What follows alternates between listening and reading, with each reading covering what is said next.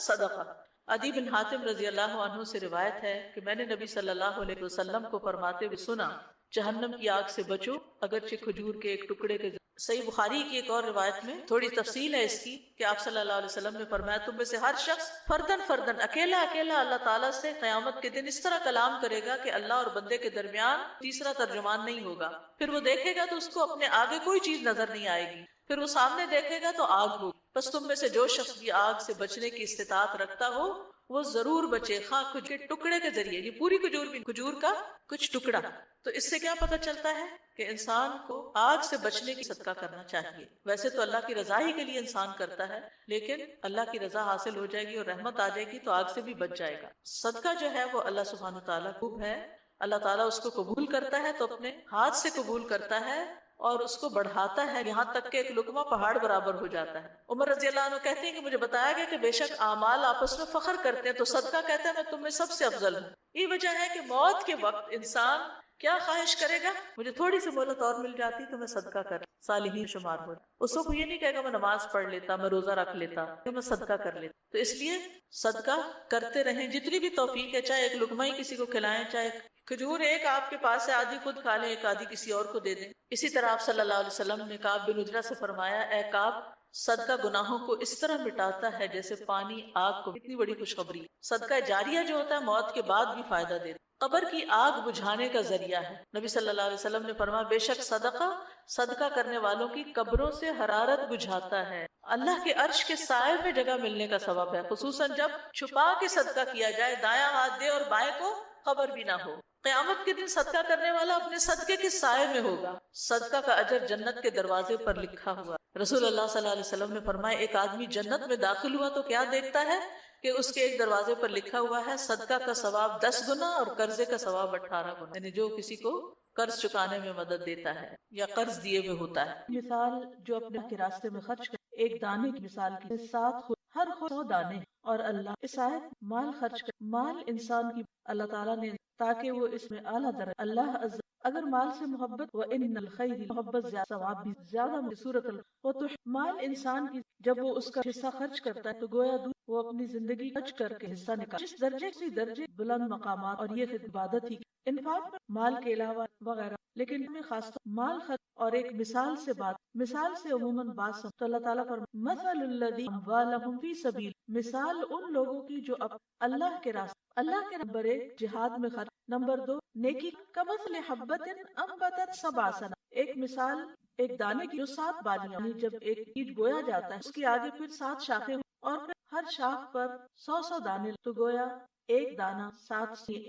ایک وہ دے اور 7 حاصل، اور بلکہ اگر پوری آماد اور اللہ سبحانہ وتعالیٰ سے اجر کی توقع فرمایا واللہ یضاعف، اللہ تعالیٰ اس کو کئی گنا اور بڑھا دے، ہر نیکی کا اجر 10 سے 700، لیکن اس کے مال کی کو خرچ اس جذبے کے اعتبار سے، لیکن اگر اخلاص میں اور بہت مشکل سے اس نے نکالا ہے اپنے اوپر ایک بوجھ سمجھتے ہوئے اور دل کی کراہت کے ساتھ محبت کے ساتھ کراہت کے ساتھ، ہو سکتا ہے 700 گنا اعتبار سے زیادہ ہو، اس کے اندر اخلاص ہو، جذبہ ہو، جہاں سے 700 کا تعلق تو اس کی وضاحت ایک حدیث مسلم میں آتی ہے۔ ابو ہریرہ رضی اللہ عنہ سے روایت ہے کہ رسول اللہ صلی اللہ علیہ وسلم کیا، پھر اس لیے ایک نیکی لی اور جس نیکی کا ارادہ پر عمل بھی کر لی، اس لیے 10 سے 100 گنا تک، واللہ واسع، اور اللہ اپنی تمام صفات میں اپنی رحمت، اپنی قدرت، مغفرت، وہ بہت برتر اور اعلیٰ ہے، علیم، بہت علم والا ہے، خوب جاننے والا ہے، اس کا علم بھی ہر چیز، لہذا وہ دیکھتا ہے کہ ساتھ مال خرچ کے اعتبار سے فضل اس پر زیادہ ہو جائے۔ اس لیے یہ 2 صفات ایک جگہ مال کا ذکر کیا گیا،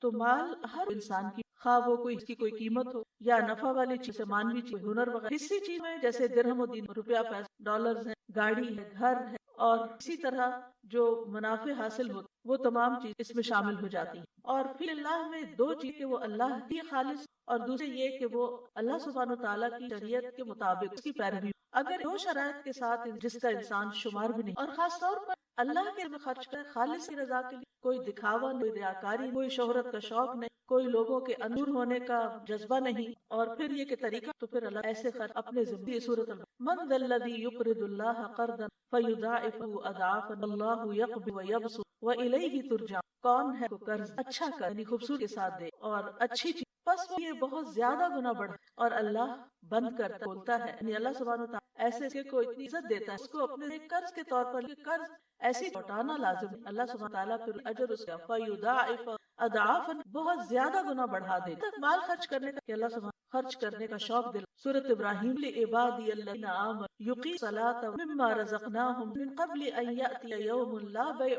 میرے بندوں سے ایمان لا نماز قائم کر اور اس میں سے جو ہم نے دیا ہے اور ظاہر سے پہلے وہ دن آ جائے اس میں نہ کوئی خرید و فروخت ہو، پھر اسی اللہ ہی کے دیے ہوئے مال میں خرچ کر سبحانہ وتعالیٰ، اسی لیے اللہ تعالیٰ ان اللہ و اموالہم، بے شک اللہ نے ان کے مال یعنی مالوں کا مال لے لیا، یعنی وہ مال جو فی سبیل کی کاز کے اللہ سبحانہ وتعالیٰ ان تجارت سے اس کے بدلے کے یقین، یعنی وہ مال اللہ تعالیٰ کی راہ میں اس کے بدلے انسان کے جنت کا خرچ کرنے اور اس سورۃ التوبہ میں ومن الاعراب باللہ والآخر ويتخذ ما ينفق قربات الله صلوات الا انها قربت سيدخلهم الله ان غفور رحیم، اور بدویوں اور یوم آخرت اور جو کچھ خرچ کرتے ہیں قربتوں دعاؤں کا ذریعہ سن لو، بے شک وہ ان کے کراتے ہیں کہ ایسا مال جو انسان قرب پانے تو جواب میں بدلے اسے اللہ قرب حاصل ان قریب اللہ انہیں آخرت بے شک نہایت رہے۔ اسی طرح آخرت دنیا میں بھی اور پھر آخرت مال کا خوف اور غم سے سورۃ البقرہ الذین اموالهم باللیل سرا وعلا فلہم ولا خوف، وہ لوگ جو اپنے مال رات اور دن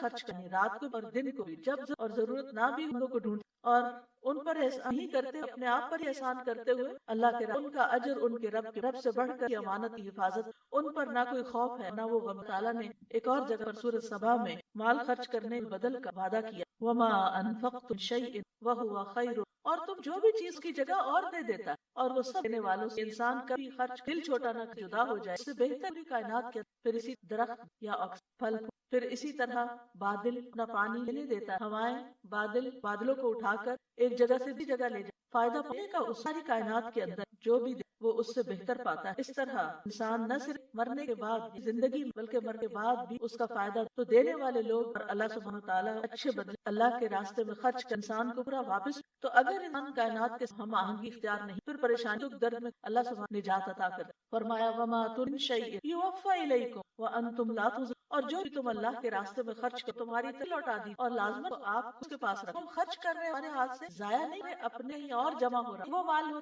اور ایک وہ ہم آخرت یا اللہ کے پاس جمع کر۔ بہت دفعہ ایسا کہ جمع کر نکالنے کی طرف واپس زندگی نہ صرف یہ وہ 700 بھی زیادہ کئی گنا اخلاص کے مطابق اللہ سبحانہ کے علاوہ عذاب علیم نجات بھی۔ یا ایھا هل ادلکم تؤمنون باللہ وتجاہدون باللہ، اے لوگو کیا میں جو تمہیں عذاب سے تم اللہ اور اپنے مالوں یہ تمہارے لیے بہتر ہے اگر تم بھی مال خرچ عذاب علیم سے نجات ملے۔ مال کا تقرض اللہ یضاعفہ ویغفر، اگر تم اللہ کو قرض دو گے نہ زیادہ اور تمہیں بخش اور اللہ بے حد بردبار ہے۔ پھر اسی طرح ایک اور جگہ فالذین آمنوا وانفقوا لهم، کہ جو لوگ تم ایمان لائے یہ اجر بہت بڑا اجر ہے۔ اسی طرح میں داخلے مایا سارعوا الی مغفرۃ بکم وجنت اعدت للمتقین والرائی والقاظمین والعافین، اور اپنے کی جانب اور اس جنت کی ڈرنے والوں کے لیے دست جو اللہ کے راستے اور لوگوں سے اللہ نے کہا تدعون من یبخل ومن اللہ، تم بلائے جاتے ہو کہ اللہ کی راہ میں اپنے آپ ہی اور اللہ بے پر تو وہ تمہارے سے وہ لے آئے گا۔ یہ یاد رکھ متعدد خرچ کر ابو سعید خود کے پاس آیا کہ لوگوں میں تو آپ نے لوگوں میں سب سے افضل یا بہتر آدمی وہ ہے جو اللہ کے اللہ کی کاز میں جان بھی کیا ہو سارا ذاتی بھی جو بھی دیتے ہیں یا اللہ کی رضا کے لیے اپنا۔ پھر اسی اللہ تعالیٰ وضاحت کہ رسول اللہ صلی اللہ علیہ وسلم اللہ سے فرمایا رسول اللہ کا دائیں اور رات عزیز وہ دیتا تم دیکھتے آسمانوں جو لوگ خرچ کر بندے صبح دو فرشتے اتر میں سے ایک کہ اللہ خرچ روک لے بظاہر ہمارے فکر مال کی اس کا ایک کے بلے 700، لہذا خیر ہے انسان خرچ اور خرچ۔ امامہ کہ رسول اللہ صلی اللہ علیہ وسلم نے آدم بے شک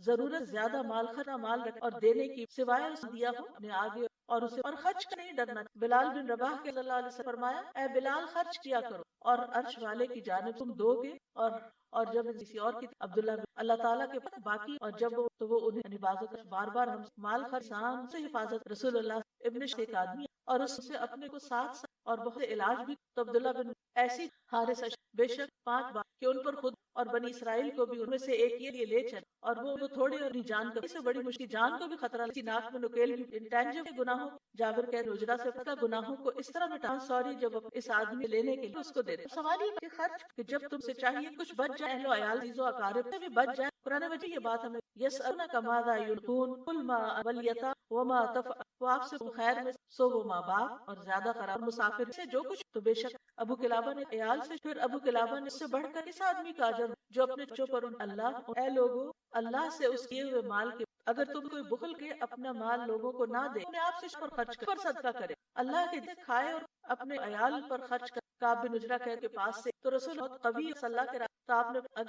اگر یہ اپنے بزرگ اور اگر یہ اپنے پر اگر دکھاوے اور بھاگ دوڑ کے زیادہ مال کا جب تک اہل و عیال پر افضل اللہ صلی اللہ جو آدمی کرتا ہے اہل و عیال پر، اور وہ دینار جس کے راستے، اور وہ جو اپنے ساتھیوں اور بیٹیوں، جو شخص اپنی 2 بیٹیوں یا 2 بہن یا قریبی رشتہ دار اور ثواب کی مالدار کر، یا وہ ان کی کفایت کر، ضرورت مند ہو، مقابلہ ضرورت مند ہے، رشتہ داروں کے بارے میں عطیہ دے، یعنی جو شخص اپنی کے بے شک جو اپنے رشتہ دار پر سے بات بھی زیادہ افضل. اسی طرح مصر کھانا کھلا، پھر پودے لگا، اپنے مال سے لگانا، حج میں خرچ خاص طور پر ضرورت مند، پھر مسجد بنوائے اللہ کے برابر. یہ سوالی اپنی جگہ میں مال سے حصہ ڈالے، ایک بلب، پانی کا ایک گلاس ہی 7 چیز ثواب بن، درخت لگ، قرآن کے یا اولاد کے بعد بھی جاری رہے. فتاوی جب طالب علم زیادہ پہلے وہ دینے سے انکار کیا جائے گا، زکوٰۃ قرض ادا کرنا، وہ قرض زکوٰۃ دینا لازم، ایسے ہی طالب لازم. مسلمانوں کو طالب علم ہر سال 100 دینار کے بھی فائدہ دین پڑھ رہے ہیں. دنیاوی تعلیم ابن عبدی المال کے سے ایک علماء کا، اور وہ علماء علم کے لیے وقف ہونے میں 2 بھائی میں سے ایک تو صلی اللہ علیہ وسلم آیا کر، دوسرا بھائی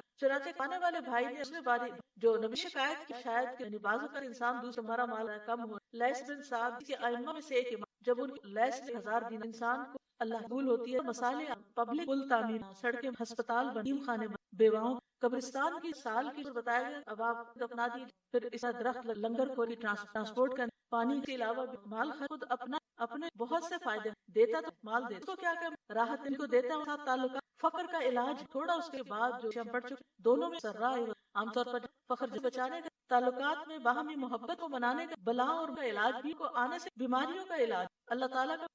کی رحمت آتی ہے. رحمت اللہ قبر میں حفاظت، عذاب کو آنے سے میدان میں قیامت. لہذا انسان کو سوچنا چاہیے کہ فائدے اپنے ہی سارے کا علاج ہو. رضا کے لیے ریاکاری اور دکھاوے سے حلال کا طیب اسراف سے خرچ کرنے کا احسان نہیں. ہاتھ موت کے یہ بھی یاد رکھ، مکان کے، سفر کے، دیگر رمضان کے، وہ تو جب سال فوراً نکل، آپ کے سال بھر کوئی حج پہ بیمار ہے، علاج انسان دینے والا انسان بنیادی فائدہ نفع رسا. جس آدمی حریرہ رضی اللہ تعالیٰ عنہ اس کے راوی ہیں، نبی کریم صلی اللہ علیہ وسلم نے فرمایا کہ جب آدمی اپنی زوجہ کو اپنے بستر کی طرف بلائے اور وہ انکار کر دے، پھر خاوند اس سے ناراضگی کی حالت میں رات گزارے، تو فرشتے صبح تک اس عورت پر لعنت کرتے رہتے ہیں. تو تھوڑا سا ہم نے آپ کو پچھلے پروگرام میں عرض کیا تھا کہ دراصل جو نکاح اللہ تعالیٰ نے رکھا ہے وہ اسی لیے کہ کچھ تقاضائے نفسانی باطن میں انسان کے رکھا ہے، جس کو پورا نہ کرے تو وہ مختلف بیماریوں میں مبتلا ہو سکتا ہے، اور اگر پورا کرے اور حلال طریقے سے نہ کرے تو پھر حرام میں جا پڑے گا. تو شریعت نے پھر نکاح کا ایک تصور پیش فرمایا کہ یہ تقاضائے نفسانی جو اللہ نے رکھا ہے یہ پورا ہو اور حلال طریقے سے ہو. اب جب وہ کوئی شخص نکاح کر لیتا ہے اور اپنے تقاضائے نفسانی کو حلال طریقے سے پورا کرنے کی کوشش کرے، اور کوئی خاتون جو ہے اس کی زوجہ جو ہے وہ منع کرتی ہے، تو یقینی سی بات ہے کہ پھر وہ اس کو صورتحال پر لے کر آ رہی ہے جو اگر یہ نکاح نہ کرتا اور اپنے تقاضائے نفسانی پورا کرنے کی کوشش کرتا تو شاید حرام میں جا پڑتا. تو اسی طریقے سے پھر یہ عورت گویا کہ اس کو حرام کا راستہ دکھانے کے لیے نفس و شیطان کا ساتھ دے رہی ہے. اس وجہ سے پھر اس عورت کے اوپر لعنت کی وعید فرمائی گئی ہے. لیکن اب اس میں جیسے یہ سرکار نے فرمایا کہ پھر خاوند اس سے ناراضگی کی حالت میں رات گزارے، تو اس کا مطلب یہ نہیں ہے کہ رات میں اگر بلائے عورت منع کرے تو حرام، اور دن میں وہ بلائے اور اب منع کرے تو حرام نہیں ہے. اصل یہ ہے کہ جب شوہر اس سلسلے میں بیوی کو بلاتا ہے اور کوئی صحیح شرعی عذر نہ ہو تو بیوی پر اطاعت واجب ہو جاتی ہے، ورنہ وہ شدید گناہگار ہوگی. اور اب میں نے پچھلے پروگرام کے لاسٹ میں آپ کو بتایا تھا کہ یہ اس صورت میں ہے کہ جب عورت کے ساتھ کوئی صحیح شرعی عذر نہ ہو. اگر ہے تو پھر یہ نافرمانی نہیں کہلائے گی اور نہ وہ لعنت کی مستحق ہوگی. جیسے مثال کے طور پہ روزہ رکھا ہوا ہے، رمضان کا روزہ، نفلی نہیں رمضان کا روزہ رکھا ہوا ہے، اور اب شوہر اس کو تقاضۂ نفسانی کی تکمیل کی دعوت دیتا ہے تو اب تو عورت پہ فرض ہے کہ منع کرے، کیونکہ وہ فرض روزے میں ہے اور فرض روزہ نہیں توڑا جا سکتا، بلکہ اگر قصدن عمدن وہ توڑیں گے تو دونوں پر 60 روزے کفارے کے لازم ہوں گے اور 1 روزہ قضا کا، اور 60 روزے لگاتار رکھنے ہیں، یعنی پورے کے پورے ایک ساتھ، درمیان میں گیپ نہیں ہونا چاہیے۔ خاتون کا ہو سکتا ہے وہ ایام مخصوص آئیں تو وہ بس اتنا گیپ چل جائے گا، لیکن مرد کے لیے حکم یہ ہوتا ہے کہ اگر یہ 59 روزے رکھ چکا ہے اور ایک بھی روزہ چھوڑ دیا لاسٹ والا، دوبارہ نئے سرے سے گنتی شروع کرے گا۔ تو اب یہ بہت سخت ہے، تو اب عورت اب منع کر سکتی ہے۔ اسی طریقے سے اگر وہ خاتون حالت نماز میں ہے یا پھر ایام میں ہے، مخصوص ایام میں، اس میں بھی تعلق جسمانی قائم کرنا حرام ہے، قرآن نے منع فرمایا ہے، بلکہ یہ تو فرض ہے عورت اس کو روکے اور اس میں تعاون نہ کرے۔ اسی طریقے سے اگر پرائیویسی نہیں ہے کہیں پر، یعنی کسی کے اچانک، جیسے بعض لوگ گھر میں دروازے میں کنڈی نہیں ہے، کسی مہمان بن کے چلے گئے اور کسی کے بھی اچانک آ جانے کا اندیشہ ہے، تو یہ فنی سی بات ہے کہ انسان ریزرو ہو کر بیٹھتا ہے، اور ایسا کوئی معاملہ نہیں ہوتا کہ کسی کی کھڑکی سے نگاہ پڑ جائے، کوئی اچانک گھر میں کمرے میں داخل ہو جائے، تو پھر اس کے لیے لازم سی بات ہے کہ ریزرو ہو کے بیٹھنا ہوگا۔ اب اگر عورت منع کرتی ہے اس وجہ سے تو اس کی گنجائش نکلے گی، اب وہ لعنت کی مستحق نہیں ہے۔ اسی طرح شدید بیماری وغیرہ ہے، عورت کے ساتھ بہت مرض ہے، وہ تکلیف میں ہے، وہ منع کر سکتی ہے، تو یہ آزار صحیح ہیں۔ لیکن اگر ایسا کچھ بھی نہیں ہے اور خواہ مطلب یہ کہ نخرے یا چھوٹی کوئی وجہ، چلو ناراضگی کی بھی چل رہی ہو فرض کر لیں، لیکن وہ وجہ کوئی اتنی بڑی نہیں ہے، کوئی معقول وجہ نہیں ہے، تو اس میں پھر اطاعت نہ کرنا یہ شدید عورت کے لیے وعید کا سبب ہے کہ ساری رات اس کے اوپر فرشتے لعنت کرتے رہتے ہیں۔ تو اس سے ذرا ہماری کچھ بہنیں بھی درس حاصل کریں۔ بعض اوقات ایسا ہوتا ہے کچھ خواتین مجبور محض ہوتی ہیں، وہ تو شوہر سے ڈر کر اس کی ناراضگی کے باوجود یا ناچاکیوں کے باوجود اطاعت کی طرف مائل ہو جاتی ہیں، لیکن بعض خواتین ایسی ہوتی ہیں کہ جن کے پیچھے کچھ بیک ہوتی ہے، ان کے بھائی ہیں اور یا پورا خاندان آ کے کھڑا ہو جائے گا، یا ویسی وہ مطلب شوہر اس سے دبتا ہے، اس کے پیسے سے، اس کے حسن و جمال سے، اس کے بڑے خاندان کی بنا پر، یہ پھر شوہر کو وہ حقیقی عزت نہیں دیتی ہیں، بلکہ یہ کہتی ہیں کہ بس شوہر کو تو بھئی ایک لیول تک رکھتی ہوں میں، اس کے بعد تو اگر وہ ذرا بھی کرنے لگے تو پھر میں اپنا رنگ دکھا دیتی ہوں۔ وہ رنگ کیا ہے جی؟ وہ نافرمانی کا رنگ ہے۔ وہ سمجھتی ہیں کہ شاید یہ مجھے اللہ نے ایک طاقت سے نوازا ہے، باقی عورتیں تو دبی رہتی ہیں، کمزور ہیں، میں کمزور نہیں ہوں۔ میں آپ کو یقین سے کہتا ہوں جو عورتیں اس معاملے میں کمزور ہیں، کم از کم میدان معاشر میں شرمندہ نہیں ہوں گی۔ شوہر شرمندہ ہو سکتا ہے، اگر وہ ظلم کرے گا تو شرمندہ ہوگا کہ انہوں نے صبر کیا، لیکن یہ عورتیں شرمندہ نہیں ہوں گی۔ لیکن جو دنیا میں اپنے آپ کو بہت طاقتور سمجھ کر اللہ کی مسلسل نافرمانی میں مبتلا ہو، شاید وقتی طور پہ تو اس کو فتح کا احساس ہو، شاید اس کے خاندان میں کچھ لوگ اس کی پیٹھ تھپکیں کہ شاباش بیٹا تم ڈٹی رہو، ایسے ہونا چاہیے عورت، لیکن میدان معاشر میں بہت شرمندگی ہوگی۔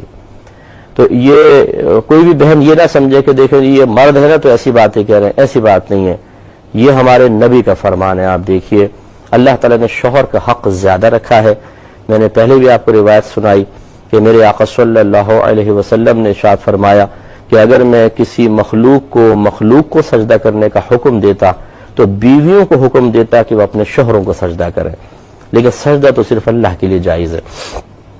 تو اس کا مطلب یہ ہوا کہ شوہر کا حق بہت زیادہ رکھا ہے، اس لیے ہم آپ کو یہ سمجھا رہے ہیں، اور یہ کوئی ایسا نہیں ہے کہ ہم صرف آپ کو سمجھا رہے ہیں، اگر کوئی ہمارے قریبی خاندان کی خاتون ہوگی اس کے لیے بھی یہی تعلیم ہے، حتیٰ کہ ہمارے گھر میں ہوگی تو اس کے لیے بھی یہی تعلیم ہے۔ کوئی یہ تو نہیں ہے کہ شریعت دو ہیں، ایک آپ کو بتانے والی شریعت، ایک اپنے عمل کے لیے شریعت یکساں ہے، اور ہم سب کو اس کو اپنے اوپر بھی عملی طور پہ نافذ کرنا چاہیے۔ لہٰذا کوئی بہن برا نہ مانے، بلکہ ٹھنڈے دل سے تھوڑا سا غور کریں۔ اور میں بارہا ہی سمجھاتا رہتا ہوں کہ پہلے انسان صراط مستقیم سے ہٹا ہو اور کوئی نصیحت کرے تو اس پر بھی غصہ آنا شروع ہو جائے، تو سوچئے کہ کب ہم پھر صراط مستقیم پر اور کس طریقے سے آ سکتے ہیں۔ پہلے ہم تو رستے سے ہٹے ہوئے ہوں اور کچھ سمجھانے لگے تو ہمیں برا لگے، ہم اسی پہ تنقید کریں، اسی پہ اٹیک کریں، اسی سے بدگمان ہو جائیں، اسی کی غیبت اور چغلیاں کرنے لگ جائیں، اسی کو برا بھلا کرنے لگ جائیں، اسی کی گفتگو میں سے کچھ پوائنٹس ریز کر کے اور اس پر تنقید کریں، تو پھر بتائیے کہ ہدایت کیسے حاصل ہوگی؟ یہ طریقہ مسلمانوں کا نہیں تھا، یہ اگر آپ تھوڑا سا غور کریں معذرت کے ساتھ یہ کفار کا طریقہ تھا کہ جب انبیاء علیہم السلام انہیں سمجھاتے تھے مدلل گفتگو ہوتی تھی، وزندار گفتگو ہوتی تھی اور اللہ تعالیٰ کی رضا کے مطابق گفتگو ہوتی تھی، لیکن وہ جواب میں ہٹ دھرمی میں نہ مانو، نہیں مانیں گے، اسی میں سے بات میں سے غلط مفہوم نکال کر نبیوں کے ساتھ مذاق کرنا، دوسروں کو گمراہ کرنا، ڈٹ جانا اپنے غلط موقف پر. وہ پھر دیکھیں اگر ایک مسلمان بھی ایسا کرے گا تو حقیقتاً پھر وہ مسلمان والا کام نہیں کر رہا، وہ تو غیر مسلمین کے طرز پر چلنے کی کوشش کر رہا ہے. اس لیے میں اپنی بہنوں سے گزارش کرتا ہوں کہ شوہروں کو دبانے کے بجائے